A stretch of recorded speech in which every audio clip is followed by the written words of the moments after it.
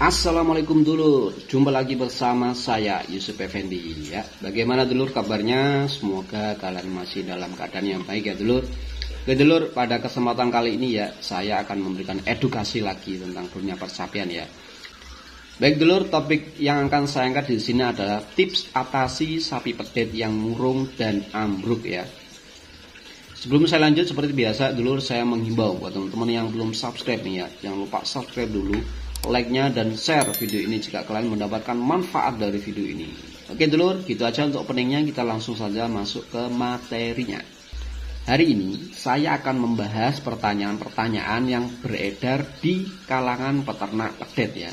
Pertanyaan yang pertama, sapi umur 1 bulan 4 hari, malamnya itu kondisinya mencret, paginya kok keluar kotoran seperti bercampur darah, agak kehitaman. Ini kira-kira kenapa ya? Kita akan segera menjawab ya dulu. Gejala diare, lalu keluar kotoran seperti darah bahkan hitam ya.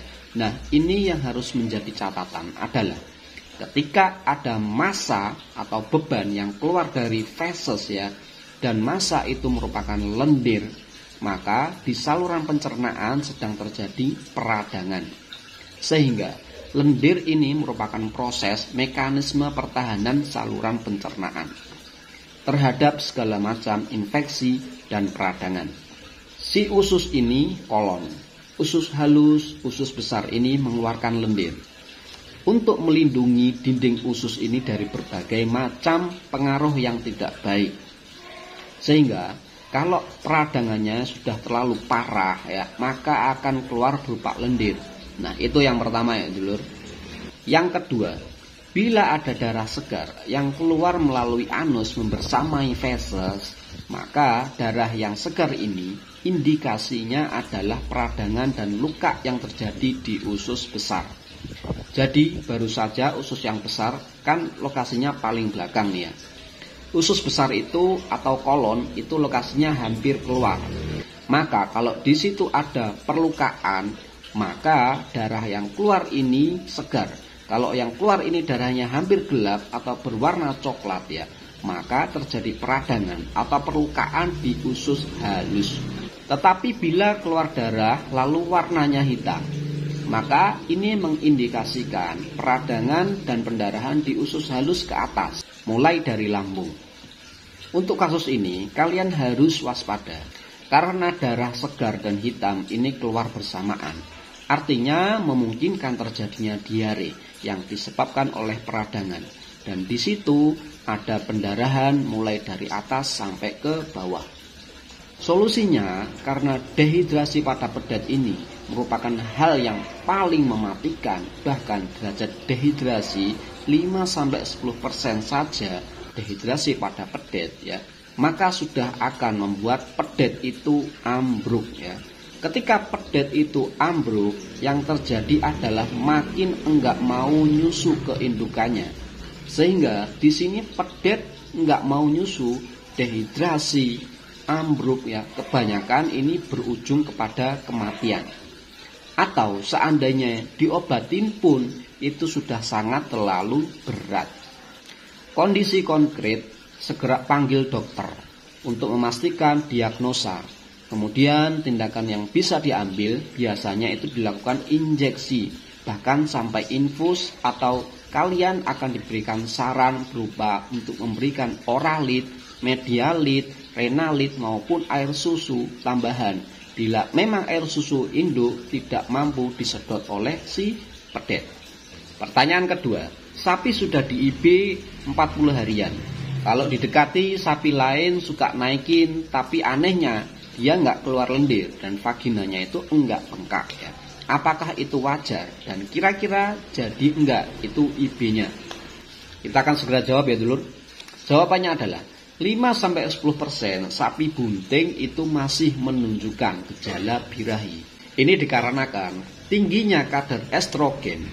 Karena memang kadar estrogen itu harus masih ada, tetapi enggak boleh terlalu tinggi. Karena hormon estrogen juga diperlukan untuk menjaga kebuntingan di kadar tertentu. Kembali ke pertanyaan tadi, 40 hari sudah di IB, tapi kok masih nganjal-nganjal atau masih naik-naik ke temennya atau dinaikin, dia kok diam-diam saja ya. Rumusnya simple. Tunggu sampai 21 hari lagi. Kalau ternyata dia birahi lagi, mending panggil inseminator atau panggil dokter hewan.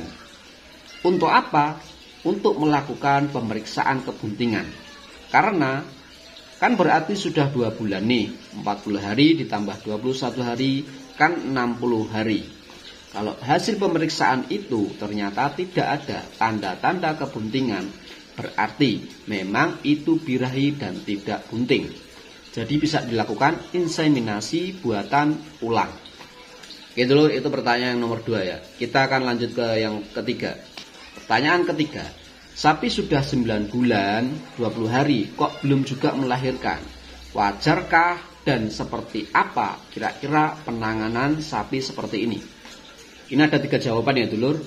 Pertama, usia 9 bulan 20 hari masih sangat wajar ketika sapi tersebut memang dalam keadaan bunting. Yang kedua, sapi tersebut tidak menunjukkan gejala mengejang dan atau kesulitan melahirkan. Yang ketiga, 9 bulan 10 hari masih sangat mungkin, apalagi bila ternyata kalian salah recording. Artinya, dari catatan yang kalian prediksi dikawinkan langsung jadi, ternyata setelahnya masih kawin ulang atau masih di-IB-kan lagi. Kuncinya, selama sapi indukan kalian itu makannya enak ya, nafsu makannya tidak turun, kalian lihat gerakan janin pedetnya itu masih terlihat ya, vaginanya makin lama makin bengkak, tidak ada aroma busuk ya, tidak ada keluar air ya, tidak kelihatan kesulitan mengejang ya, dia masih berproses kebuntingan, jadi ditunggu saja. Bahkan ada yang lahirnya sampai 10 bulan sekian hari ya.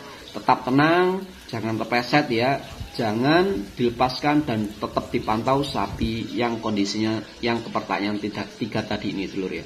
Baiklah dulur, gitu aja untuk edukasi pada sore hari ini ya. Terima kasih sudah nonton sampai habis ya. Jangan lupa like, komen, dan share ya jika kalian mendapatkan manfaat dari video ini, dan jangan lupa subscribe ya dulur.